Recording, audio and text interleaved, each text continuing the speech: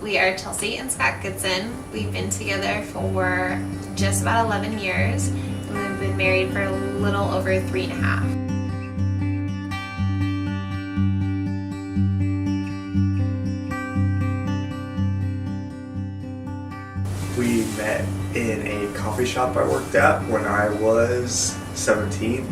She was 18.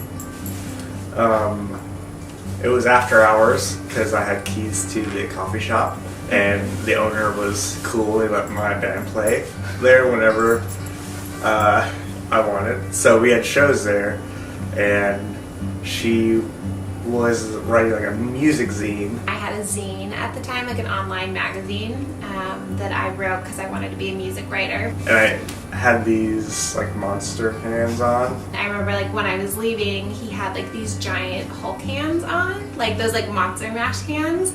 And I was like texting on my phone with these monster hands. And he was like trying to like text, and I was like, "It was so good meeting you." And he's like, "Yeah, bye." She felt like I was like, ignoring her. And that was kind of it.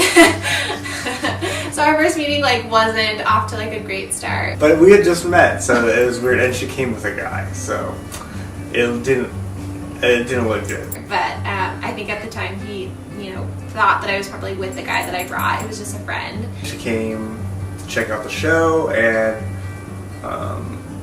yeah, that was the first time I met her. I definitely thought he was cute. I was super into guys in bands. We went through so much of life together. Like, we were young when we met. He was still in high school. I was in my first year of college.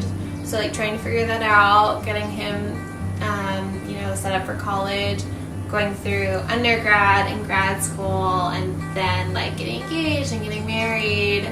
I think there wasn't, like, one thing that was really hard. It was just, like, a lot of life that we did together.